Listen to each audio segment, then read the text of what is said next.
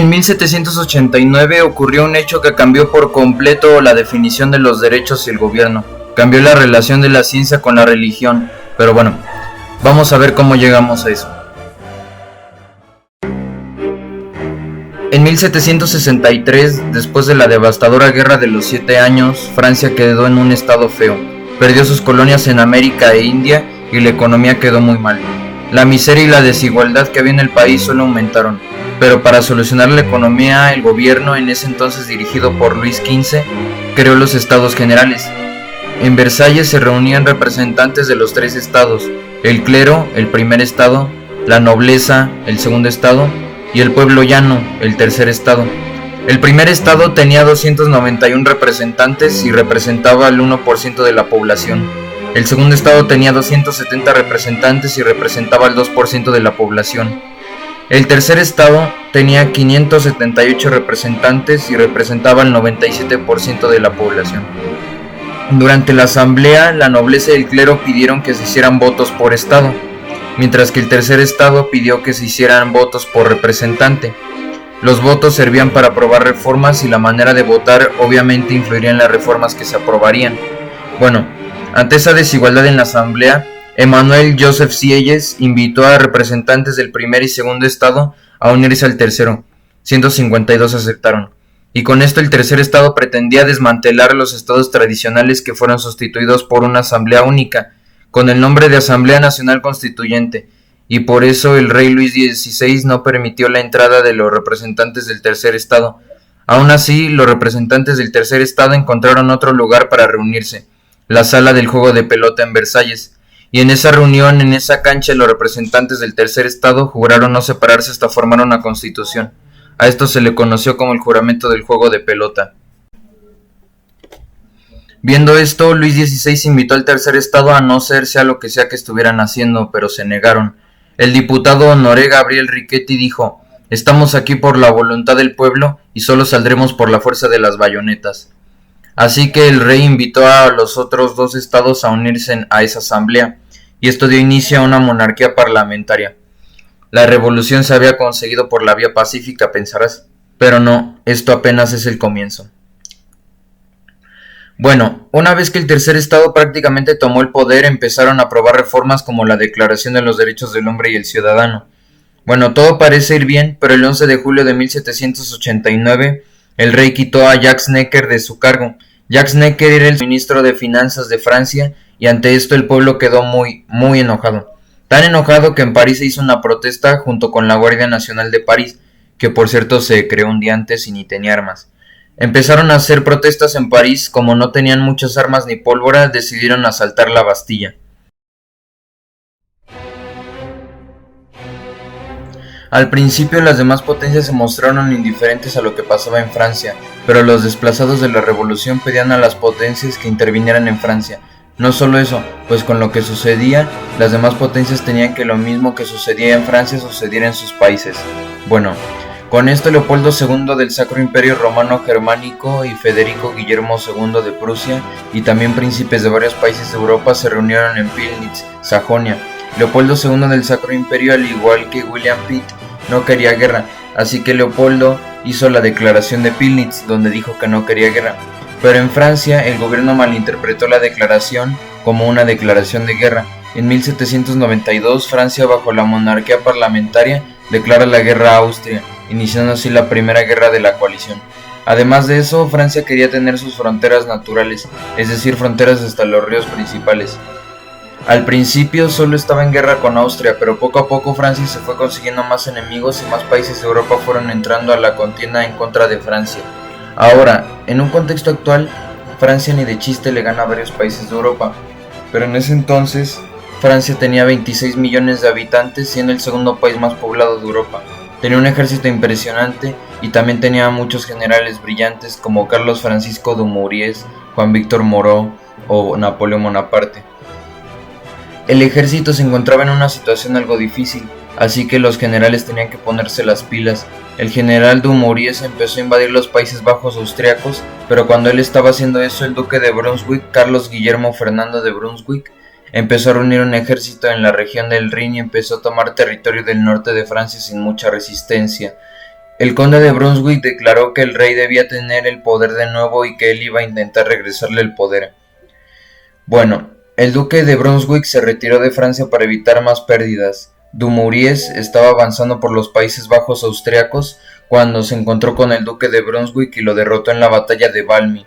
Tras su victoria en Valmy, continuó avanzando y ganó la batalla de Jemmapes, expulsando a los austriacos de los Países Bajos austriacos. En el sur, Napoleón Bonaparte estaba a cargo de invadir el reino de Cerdeña para tener las fronteras naturales de Francia, así que el reino de Cerdeña y otros de por ahí se unieron a la primera coalición.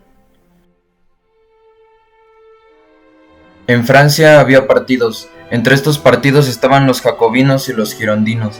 Los jacobinos querían abolir la monarquía definitivamente, mientras que los girondinos solo querían limitar su poder como había sucedido en años anteriores.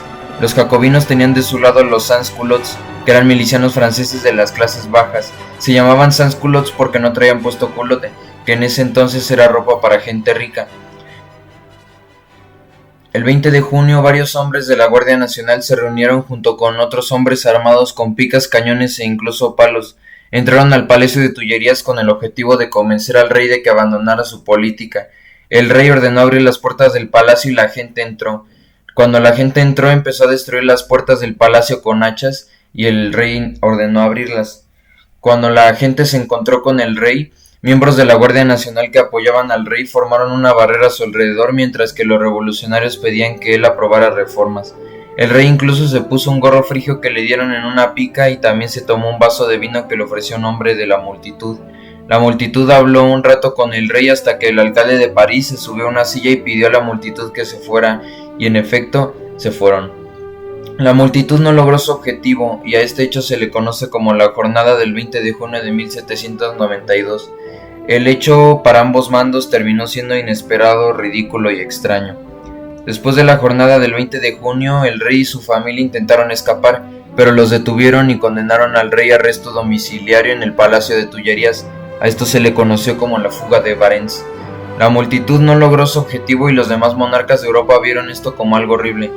Después de la inútil jornada del 20 de junio de 1792 y después de que el duque de Brunswick declarara que el rey debía tener de nuevo el poder, el pueblo francés hizo una insurrección conocida como la jornada del 10 de agosto de 1792, también llamada la Segunda Revolución. El 10 de agosto de 1792, los sans-culottes junto con miembros de la Guardia Nacional entraron de manera violenta al Palacio de las Tullerías. El rey buscó la protección de la Asamblea Nacional, pero se negaron a protegerlo a él y a su familia. El palacio estaba defendido por la Guardia Suiza, regimientos compuestos de alemanes y suizos que defendían al rey de Francia. Los guardias suizos trataron de evitar que entraran al Palacio de Tullerías. Al final, los revolucionarios lograron entrar al palacio. El rey fue arrestado y 700 guardias suizos masacrados. A estos guardias suizos se les hizo un monumento en Suiza llamado el León de Lucerna. Bueno, tras este hecho, la Convención Nacional asumió todo el poder dentro del país, que ahora era una república. En septiembre de 1792, la gente no sabía qué hacer con los prisioneros políticos de las cárceles, es decir, gente que se oponía a la revolución. Así que en septiembre empezó una serie de matanzas en París y también en otras partes de la República. Durante estas masacres, conocidas como las masacres de septiembre, 3 obispos y más de 200 sacerdotes fueron asesinados. También asesinaron a más de 1000 prisioneros y los autores de esta masacre fueron los septembristas. Muchos de ellos eran miembros de la Guardia Nacional de París. En total murieron entre 1000 a 1400 personas solo por rumores que había de los prisioneros. Rumores de que se levantarían en contra del régimen. En 1793 los revolucionarios condenaron a muerte al rey por conspiración contra la libertad pública y la seguridad general del Estado. El rey fue ejecutado el 21 de enero. También se formó el Comité de Salvación Pública encabezado por Maximiliano Robespierre. El servicio de un año de los soldados se estaba acabando, muchos soldados estaban muriendo y muchos voluntarios también, y la República necesitaba con urgencia más y más soldados, así que el Comité de Salvación Pública decidió hacer la leva en masa. Hombres de 18 a 25 años de toda Francia debían servir al ejército, ya fuera por designación o por sorteo. La leva en masa reclutó a más de 300.000 hombres de toda Francia. La leva provocó un gran descontento en el oeste de Francia y eso provocó el estallido de una guerra civil de 3 años, conocida como la Guerra de la Vendée. La leva en masa no fue la única causa de la Guerra de la Vendée, también hubo otros factores como la ejecución de Luis XVI y la desconfianza en el nuevo régimen. Es a partir de 1793 que los revolucionarios empezaron a hacer una serie de cosas muy cuestionables. Cerraron iglesias y las transformaron en templos de la razón, prohibieron los mazos de cartas pues tenían imágenes de la realeza, crearon su propio calendario con sus propios meses, hicieron la ya mencionada leva en masa y también el Comité de Salvación Pública haría algo terrible. Robespierre empezó a mandar a ejecutar a cientos y cientos de ciudadanos que, de acuerdo con él, estaban en contra de la revolución. Incluso llegó a matar a gente que estaba con la revolución como Danton. A este episodio se le conoció como el terror. Muchas personas fueron ejecutadas con un método más humano al que se llamaba la guillotina. Se le llamaba guillotina por la persona que le inventó, que tenía un apellido similar. Afuera de Francia, los austríacos establecieron de nuevo presencia en los Países Bajos austríacos con la batalla de Nerwinden. También tras la ejecución de Luis XVI, Francia declaró la guerra al Reino Unido, las Provincias Unidas de los Países Bajos y España, que era su antiguo aliado, iniciando así la Guerra del Rosellón contra España. España consiguió éxitos iniciales como la batalla de Masdeu y la batalla de Ceret.